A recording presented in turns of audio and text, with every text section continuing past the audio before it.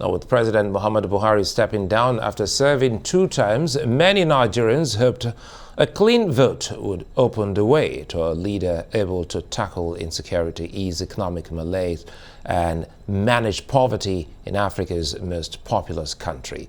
The Election Commission, that's INEC, has said the vote was free and fair, but the main opposition parties, the PDP and Labour, have called for the results to be scrapped, alleging massive manipulation of tallies.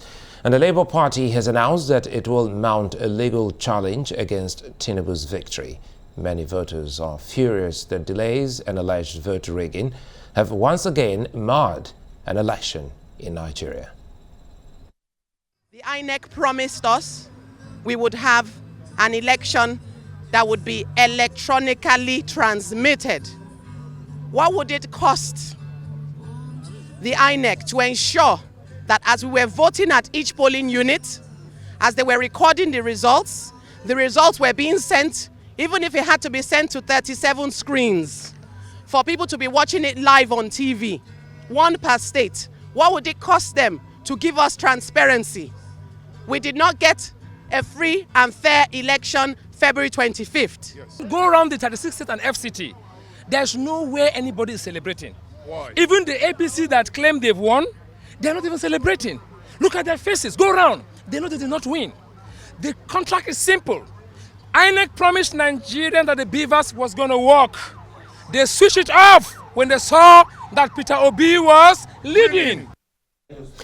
Elder statesman Tanko Yakasai is asking the president-elect Bola Tinubu to run an all-inclusive government by giving all parts of the country a sense of belonging. Yakasai also called for the reintroduction of the strategy of the National Development Plan, which he said is universally accepted as a panacea for nation building. Addressing a press conference Wednesday in Abuja, the 98-year-old Kano-born politician also urged the presidential candidate of the People's Democratic Party, Atiku Abubakar, and others who contested the election to embrace the outcome and congratulate the winner. He said the election had shown that democracy is evolving and consolidating in Nigeria, and urged the president-elect to reintroduce the strategy of the National Development Plan. Democracy is a business of competition. If you kill competition in a democracy, you kill democracy. So let everybody come with his own program. If the electorate voted for him, let him put his program into action. And where he concluded his own part, let the man that is coming after him build from where the previous man stopped. And this is how you develop a country. As in every election, there has to be a winner and a loser. Last but not the least, my call is to the winner, actually you, Bola Ahmed Tinubu. I am sending my congratulations to you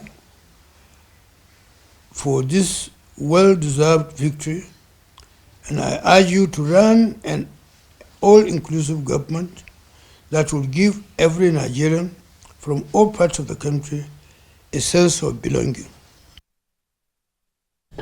Well, it's been a very long and busy day for the president-elect, Bola Tinubu. Now, to help us understand the first 24 hours of the man who, if everything goes well for him, will lead Nigeria for the next 4 years, is Arise analyst Constance Ikokwu. Good to see you, Constance, and thanks for your time. Finally, we have a president-elect, and perhaps, well, the conversations are enormous. But let's start first by talking about the very first speech he gave, talking about the acceptance speech just before he got the certificate of return. What can you glean from that speech from Nigeria's president-elect?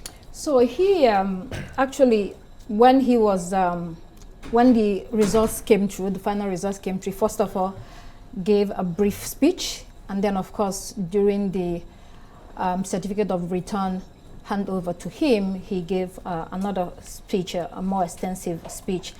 And the first thing is that the tone of that speech was conciliatory. It was very balanced. I think that the speechwriter did a great job, actually.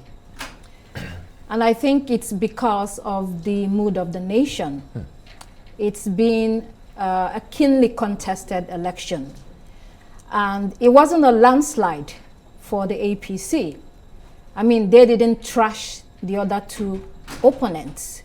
It was quite close. You know, I mean, he won with 36% of the votes in a country as big as Nigeria. The closest rival, I think, was 29%.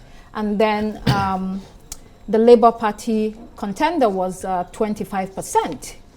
So in that kind of circumstance, you have to sit down and think, with all that's gone on in the last few days, where people were very frustrated and angry about the entire process, it made sense not to come in front of everyone and be overjoyed.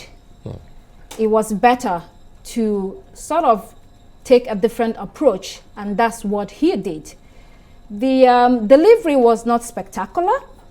We weren't expecting a spectacular delivery, but the content was really good. So I would like to sort of dissect his speech. No, go ahead. So from the first time when he made the brief, he said he asked his contestants to team up with him to go on this journey. And then he said, it's the only nation we have. We must build together, work together to put the broken pieces together, to put the broken pieces together. I think that was important, broken pieces. So that's recognizing that something is broken in the country. Whether it was broken before the elections or during the electoral process, you do see that something needs to be done. So it's good that he said that. And then he went on to ask that we work for unity, happiness, and harmony. You see, we always hear the word unity in Nigeria. A lot of politicians bandied that word, but I don't know if they actually mean what they say, because they say it, and then the actions, a lot of times, doesn't match the word.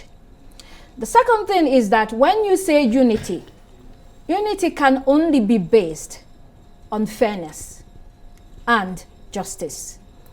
When you do not follow the rules, or when it seems things are not done properly, and you turn around to ask for unity, that's a big ask. So I think Nigerians will be watching to see how he's able to rally the country together. It will be a tough job for him in this atmosphere. Of course, you don't see a lot of people protesting in the streets. Everywhere is tranquil, but you can feel almost the sadness across the country, except, in the Southwest. Earlier today, I had calls from Nigerians in the diaspora. People were like, somebody died. We're literally mourning. Is this what we get after all the expectations? So the president-elect has a lot of work to do. So we'll go on. He said his mandate represents our collective democratic aspiration. I don't know about that. There is a lot of disappointment during this process. So I don't know if that represents everyone's aspiration. He mentioned young people severally, which was a smart move. Because in this election, young people spoke loud and clear. We have woken up. We want to be part of this process. So it was smart of him to say something, several times he said, young people shall one day be leaders. The question is, when is that one day going to come? When is one day? He's already 70. I guess that young people will hope that that day is soonest and not later. And then he said, I may be president, but I need you more. Nigeria needs you more. That is very correct. Yeah. Yes, the president has, exclusive powers, wide-ranging powers in Nigeria. But the president cannot do it alone. You need the country to believe in you. You need legitimacy. If you do not have legitimacy as a president, you will be struggling throughout. So that's a good point. Before you get to the other point, now Yes. talking about legitimacy, which is very important, yeah, and also the courting of the youth of the country. It reminds us of President Yaradua then, who admitted election flaws that brought him into office. Now, would that have also been too quick of a statement to come from the president-elect on the day? No, I don't understand. No. You know, when President Yaradua came in, then the late president, he accepted that he was elected in an election fraught with irregularities. And some, going by what we have seen in Nigeria at the moment, would it have been okay for the president-elect Bola Tinubu to say, well, I've been elected, but there are some buts and ifs surrounding this process? Well, when you look at the way the APC members have carried on, a lot of them, from what they have said so far, do not actually believe that the process was fraudulent. We were here when other parties held press conferences and asked the chairman of INEC, Professor Mahmoud Yakubu, to postpone the elections or to cancel the elections. And he went on with the collation, obviously because he believes that he was doing a good job and the process was to some extent free and fair. So I do not think that the president-elect would have gone down that road, you know, to accept that the election that brought him into power was faulty. Again, INEC chairman had said to the people, to other parties, if you have problems, do go to the election petition tribunal. I think that is what Bola Tinubu would have in mind. If you have any problems with what has transpired in the last few days, go to the election petition tribunal and we will meet in court. Okay, let's go to other parts of the speech then, if you don't mind. He talked about prosperity.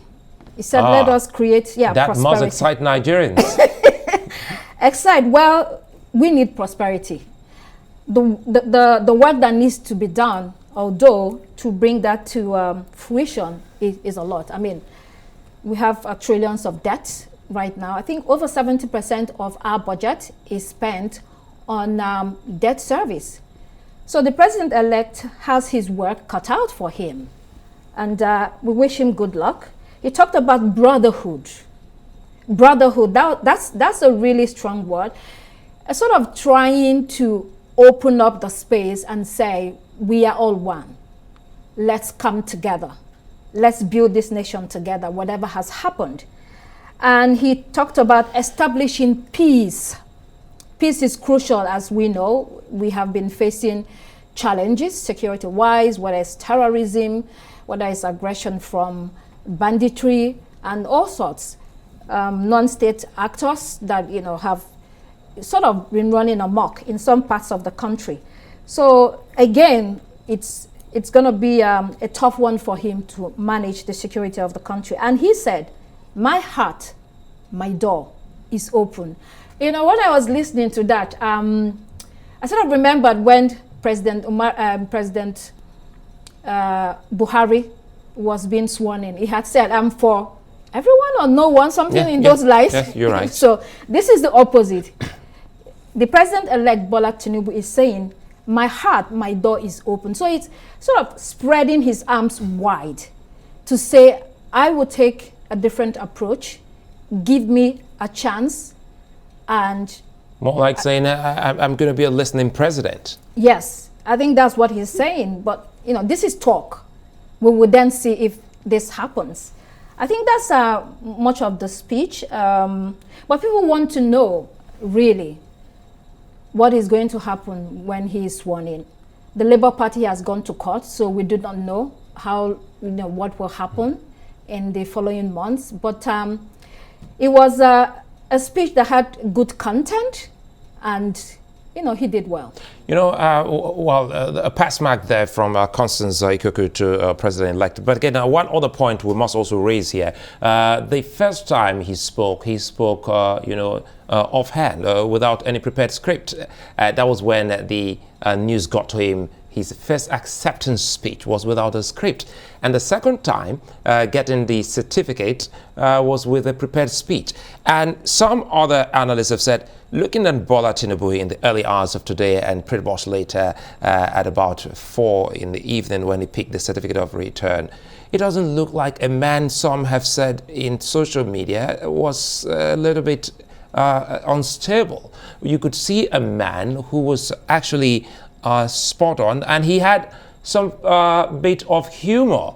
You saw the part when he spoke about the wife saying that, look, she's not coming back to the Senate, she's going to be a housewife, and somehow he threw a jibe, taking off from President Buhari's talk of the other room. Yes, that was a fine one for the president. But in all of that, let's talk more about what he said about education, because in the early hours he spoke about education, and where he said there will be no more strikes, and he also said, well, the university autonomy will be a thing that he will birth.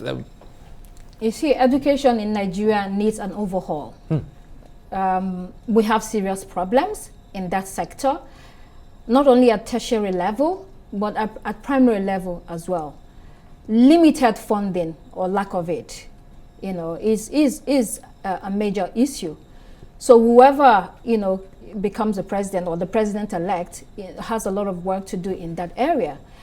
There has to be more innovative ways to manage education in this country. Most of the federal universities are funded by government. Today, much of the government budget goes into other areas. The money allocated to education is not even enough. And the discussion we need to have, honestly, is, can government continue to fund tertiary institutions 100%? Are there other ways to do it, really?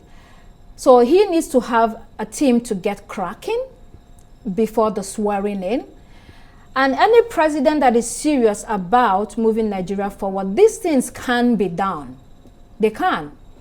It just needs willpower, focus, and honesty, really. Are you ready to work and solve the problems, or do you just want to be president for the sake of being president? So apart from that, I want to tie it into something else, another broader discussion that I think we should be having in this country, falling back on the electoral process. Are elections the solution to our problems in this country? I mean, just the exercise of every 4 years, you have elections that sometimes seems like they are meaningless. At the end of the 4 years, it doesn't look like much has happened. Politicians go on again on the drive of campaigns. We have another elections, and people fight one another and then wait for the next 4 years. What do we achieve every cycle? Are there other ways that we can run this country? Or if we decide that we want to continue with electoral exercises, how do we make sure that they satisfy the yearnings and the expectations of people? Look at what happened. The lessons that we need to learn from these elections. There is no one that should go to the poll and stay there the whole day till the next morning just to vote. You're right. We can do better than that. So people that had to sleep at polling stations, you could see the eagerness to vote, but it was like painful. Why should it be so? It should never happen again in this country. So this is a lesson we need to do better, improvements that we need to make. Technology. Yeah. What is so difficult about technology? You go to Lagos, you have young kids, Gen Z, or even older than Gen Z, in the private sector that do fantastic stuff with technology. So the culture in the private sector and the public sector is so wide. Can we begin to borrow some of those culture in the private sector to help? Election, I think some young guys can run this technology of INEC very easily and deliver with no big problems. You understand what I'm saying? So I think this is a major lesson we should learn. What should we be doing to improve the electoral process from that angle? And then I think this election is also showing that people have the power. And when the people wake up, you cannot stop them. And I think perhaps, I hope you don't lose your train of thoughts, perhaps that explains why the president spoke addressing the youth, especially by also talking to the women groups, saying that, look, I see a day whereby standing here will be a very young Nigerian as your president, and also a day whereby a woman may emerge as a leader of the country. So in all of this, how do we place this? Is it the awareness or some form of pushback against what has not been given to the people over the years in terms of the good of democracy? Yeah, so awareness is one of it, which could be tied into voter education. I think a lot of people still do not deeply understand how this so-called election affects their lives. There is a lot of ignorance in the country.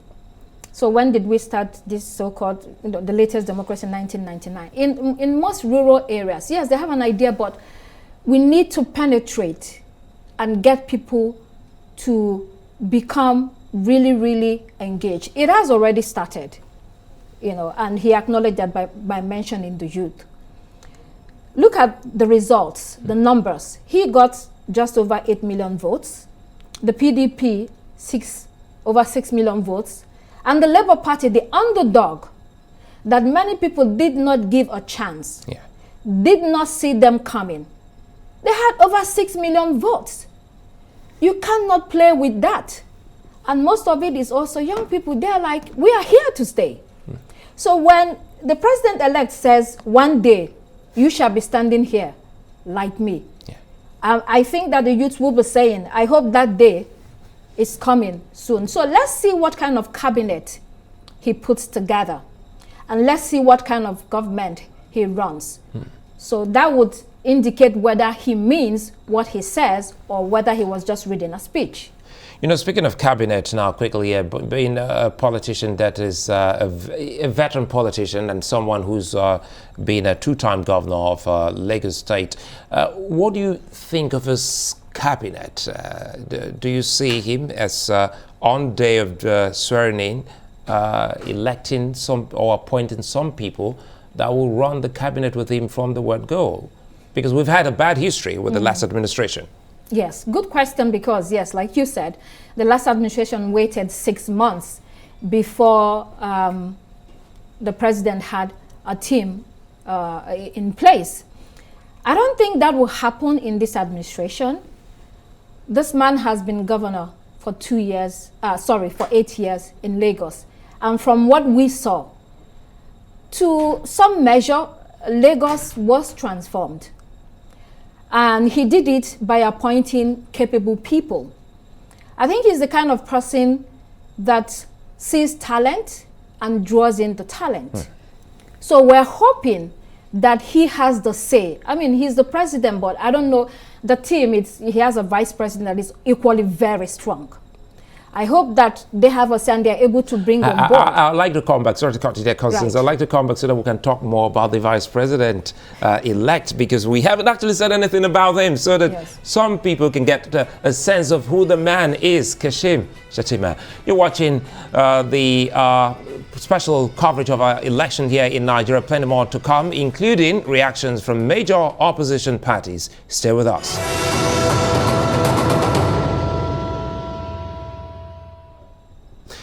The People's Democratic Party in Lagos State has rejected Saturday's election results announced by the Independent National Electoral Commission, calling for cancellation in areas where irregularities were reported.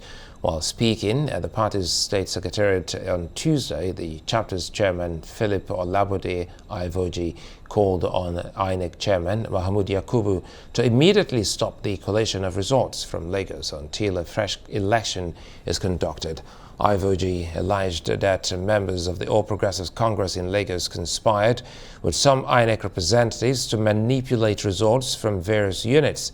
He listed some polling units in Surulere, Ikorodu, Etiosa, Koshofe, Agege, Ikeja, Oshodi, Isolo, and Ekpe, among others, as local government areas where there were manipulations and violence perpetrated by those he alleged to be APC thugs. The Lagos State chapter of the People's Democratic Party, PDP, wish to inform Nigerians and the international community that the Saturday presidential and National Assembly elections in the state were fraught with lots of irregularities. We have it on good authority that the All Progressive Congress, APC, in the state colluded with some independent National Electoral Commission, INEC officials, to manipulate the result of the polls. Well, still in the studio to help us assess how the opposition and civil society organizations have reacted to the announcement of Bola Tinubu as Nigeria's president-elect. Is our Rise News analyst Constance Ikokwu. And Chima Christian now joins us, who is a public affairs analyst.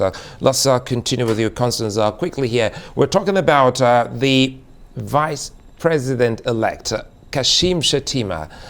Speak to us about this banker turned politician who's a two-time governor of Borno State, and also the last time we saw he was at the Senate 2019 as a senator of the Federal Republic of Nigeria. Well, Kashim Shettima is an interesting personality. He cuts a more stern figure compared to Ahmed Bola Tinubu. Most times he looks more stern, as in severe. Yes. You know, don't you see him? let me break it down. Serious. Yes. Serious looking. Exactly. You know, very serious. You know, during the campaigns, when people look at his face, they're like, "Why is he angry or what is going on?" But he does have a sense of humor. Remember during the campaigns when he was in Lagos for an event, he wore a suit and wore sneakers. Oh, that was the NBA event. Yes. He wore sneakers and people were making fun of him. He became a meme on social media. And the next time he had the opportunity to talk, he made fun of himself. You know, he didn't take it so seriously, you know, and that passed. But he also throws some jabs, saying, for instance, the vice president, Yemi Oshibanjo, good men should be selling popcorns in the streets or something. And ice cream. On the ice cream, something in those lines, yes. So, but he is an astute politician. And he became governor when Jonathan was president.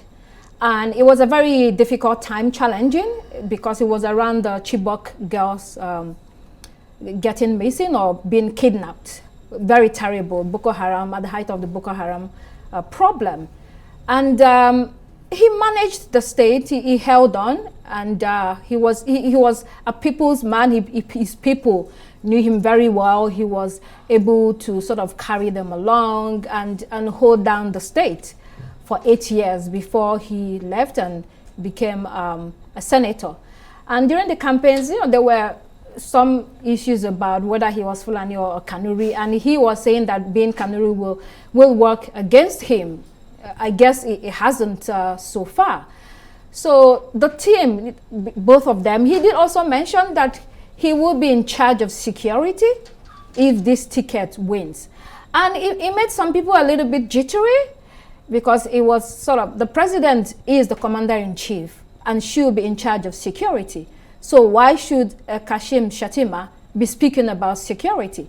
And then he played into the conspiracy theory that, Bola Ahmed Tinubu has health challenges, and maybe that's why we would see a more active, agile, forceful Kashim Shettima. This is yet to be seen. If they make it to the swearing in and they start their government, we'll see how that plays out. But, he's a much younger person than the president-elect. And my sense is that he will be very active. He will probably be given a big role as vice president. In the past, we have seen instances where the vice president literally has nothing to do. He's running around like a houseboy. The difference was during President Obasanjo's tenure, the vice president was powerful, Alhaji Atiku Abubakar. He was in charge of the economic team. He did well. He managed a lot of the privatization programs and so many other things. And he also helped the president then to put together a fantastic economic management team, and they did what they did during that tenure. And then moved over to Omar Musa Yar'Adua, who was sick. He ruled for a very short time and left. His vice president wasn't very active. It didn't seem that he was given much to do. And then, President Muhammadu Buhari came into power. The first 4 years, the vice president, it looked like he had confidence in Yemi Osinbajo. But after a while, it looked like we didn't hear anything from Yemi Osinbajo anymore. From his office, some responsibilities were taken from him, and he sort of retreated and disappeared. So there is a lot of power that comes from the president. So the work of the vice president will be determined by that kind of president. I think that with Asiwaju Bola Ahmed Tinubu, you might see a ticket where they sort of work half and half balanced and try to manage the difficult situation that we have now in the country. And do you think it should be a constitutional issue, looking at the powers that should also go specifically looking at it constitutionally? Because now you just took us down memory lane. Some would say perhaps it was as a result of the power play between former President Obasanjo and Atiku Abubakar that informed why pretty much later we saw presidents who tried as much as possible to perhaps whittle down the powers or the job description of the vice president till this moment.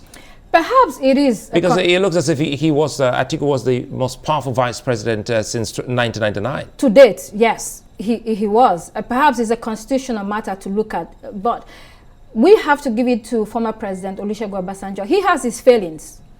And so everybody has their major failings. But when you come to his tenure, he really gave Alhaji Atiku Abubakar the leeway to operate. He really saw him as his team until they fell out because of the ambition of Atiku Abubakar. Of course, if you can remember, Atiku Abubakar wanted to run against Obasanjo in the second term, so he wanted to get out of the ticket and run against his boss. President Obasanjo was dismayed, and being a soldier that he used to be, I don't think he ever forgave him. So he sort of begged him that they came back and ran on the same ticket for the second term and won. It was never the same again, because I think he felt that it was a betrayal of trust. I mean, there might be other reasons that Atiku Abubakar decided to make that move. However, that move didn't go down well at all. Now, quickly here before we go on the break, one other sore point here has to do with working together as a team. I'm happy you said Obasanjo took Atiku Abubakar as a team member in his first, term in office. But the bickerings of presidents and their vice, are things that have not worked well on the continent. We saw that in Kenya between former President Uhuru Kenyatta and now President William Ruto. And what kind of synergy are you expecting from a Bola Tinubu presidency and the vice president elect?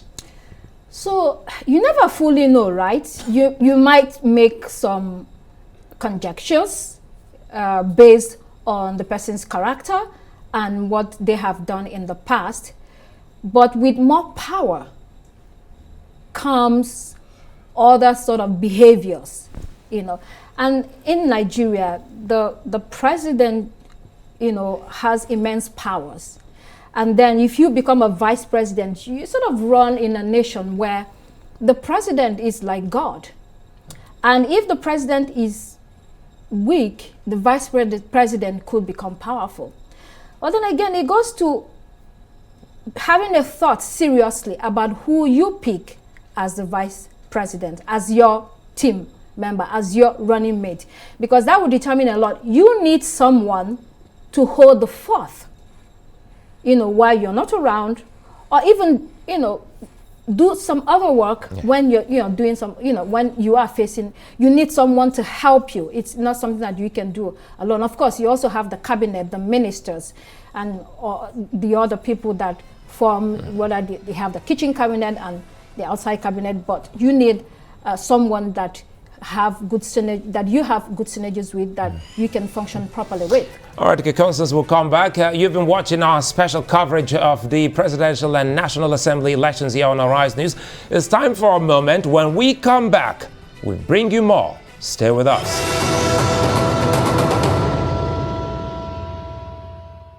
As you heard earlier, the Labour Party says that it will challenge Bola Tinubu's victory in court.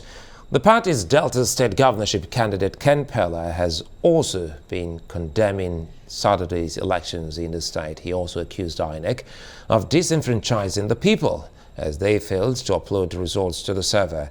He says the exact motive was applied to the Senate and House of Representatives vote. Places that used to return 100,000 return 3,000, 4,000, 10,000. The beavers walked to that extent.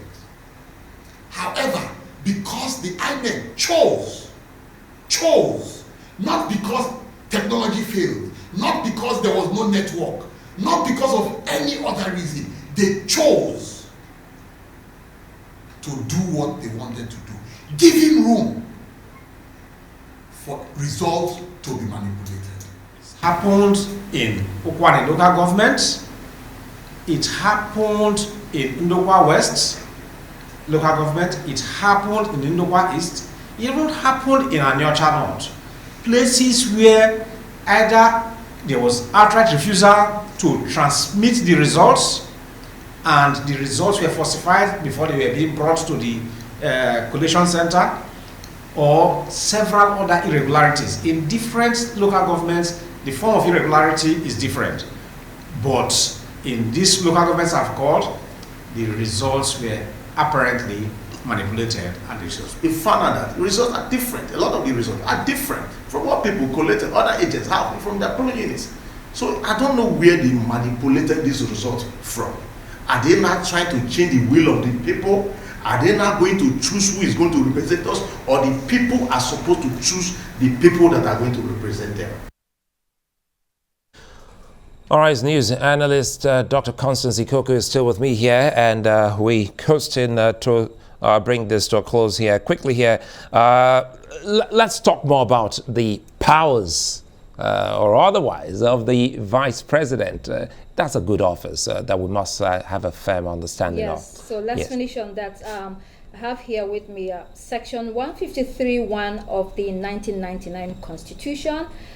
Gives the VP the job of the chair of the National Economic Council, the membership of which includes the 36 governors, CBN governor, and finance minister, amongst others.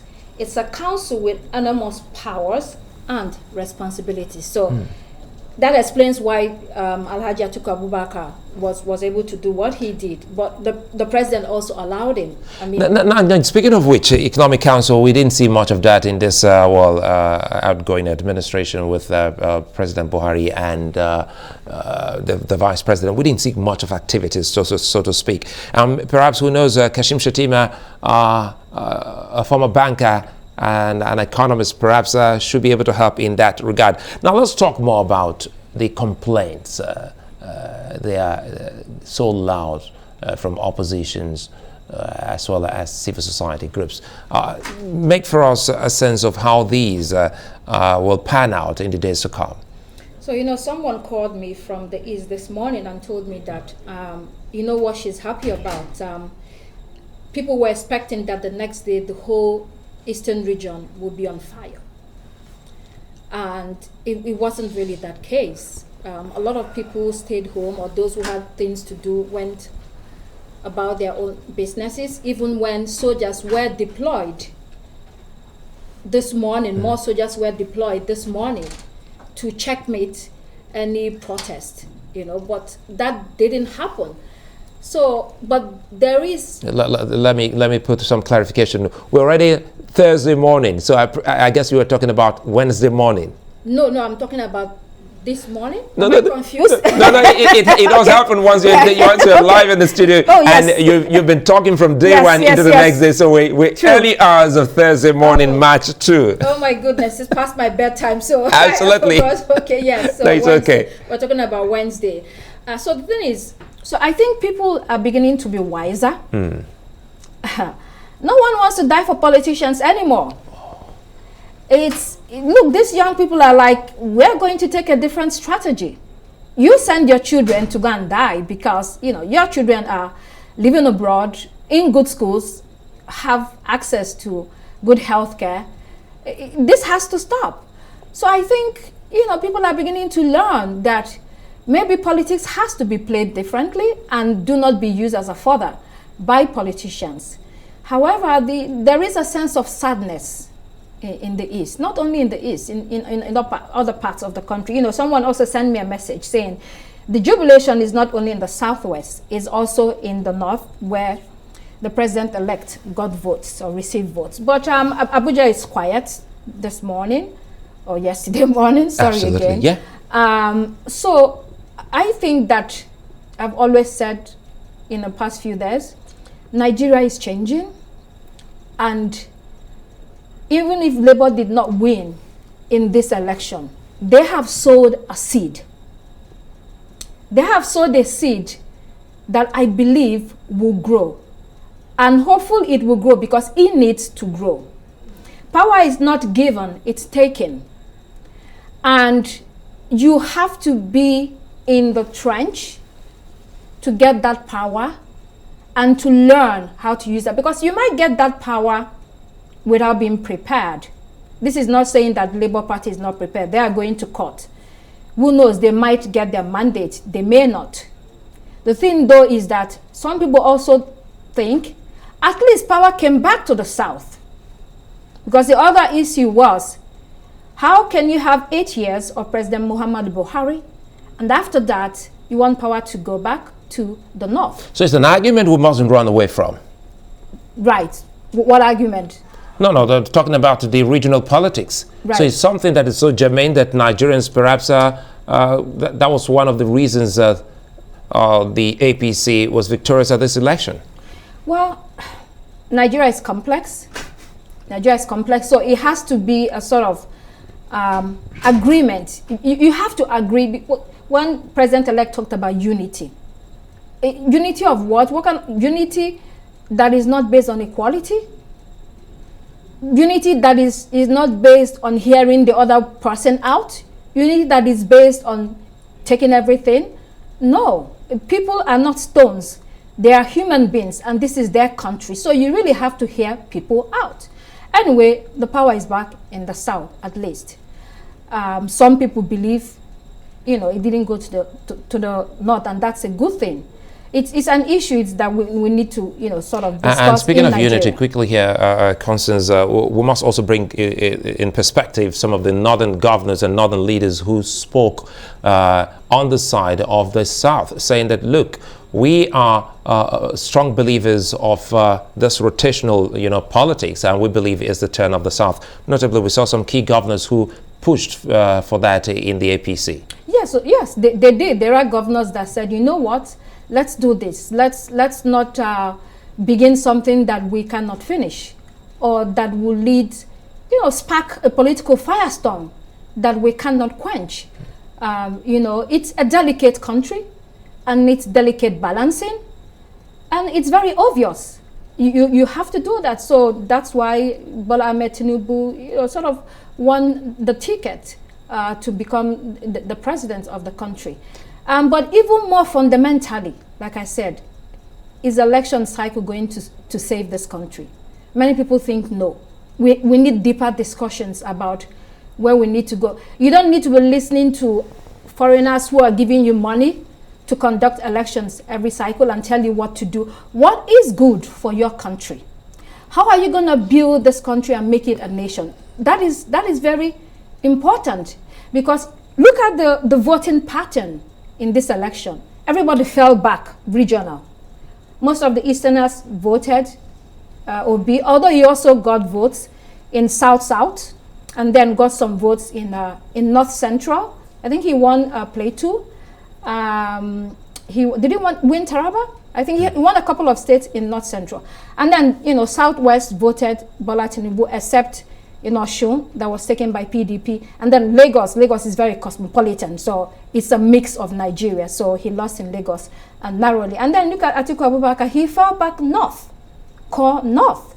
You know, so this is a very regionalized country. So you have to recognize that, and we need to tell ourselves the truth. What will work for us politically? What is the system that will work for us? So we are not fighting every 4 years, so that we can bring a measure of stability and true unity, not the unity that we bandy about that doesn't mean anything to politicians, and they go back and sort of take actions that will blow up the place. We are the largest country on the continent. We need to do something about. We have to be punching at our weight. We can do better. Well, in doing better, one other sore point has to do with inclusive politics.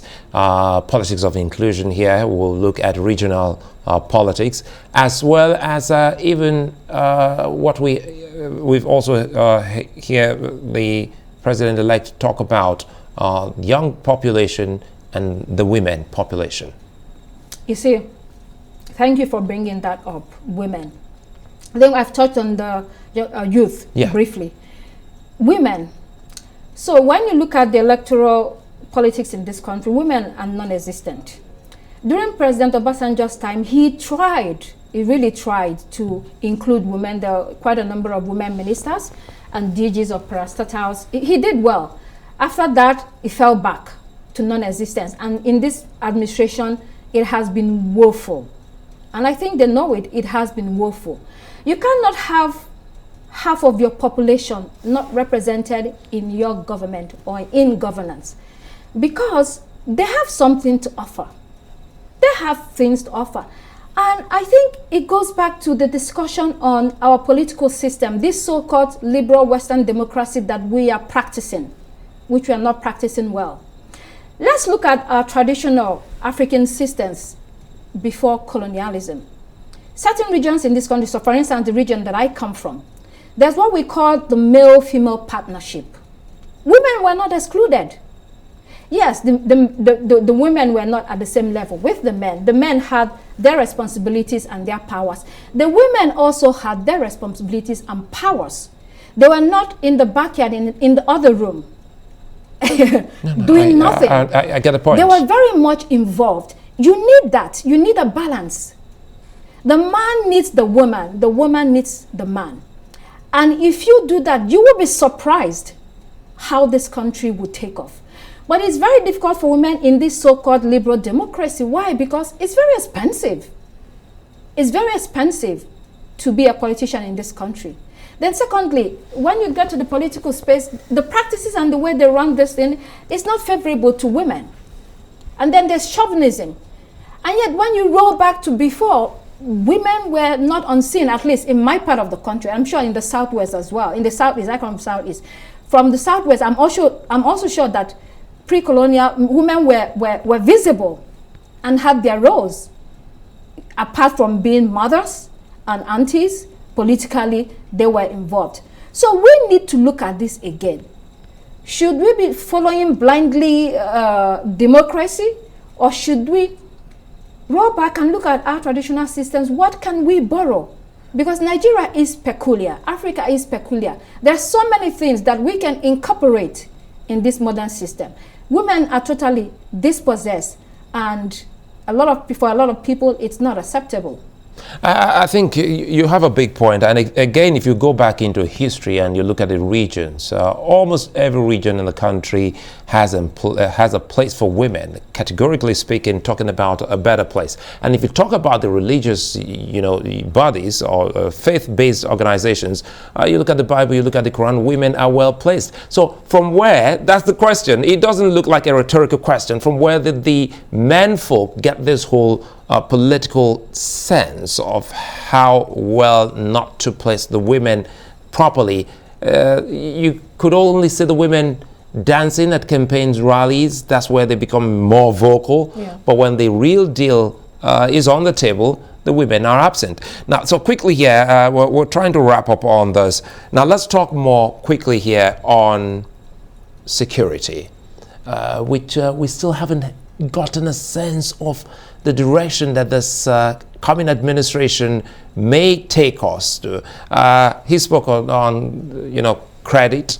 He spoke on the economy. He spoke on the need for us to bring everyone together. He spoke on education. But the security, which is very, very big across the nation, doesn't seem so loud coming from the president-elect. I mean, he just gave a brief speech today.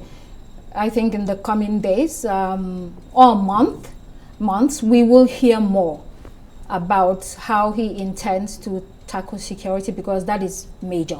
Major. If you do not have security, you can do nothing.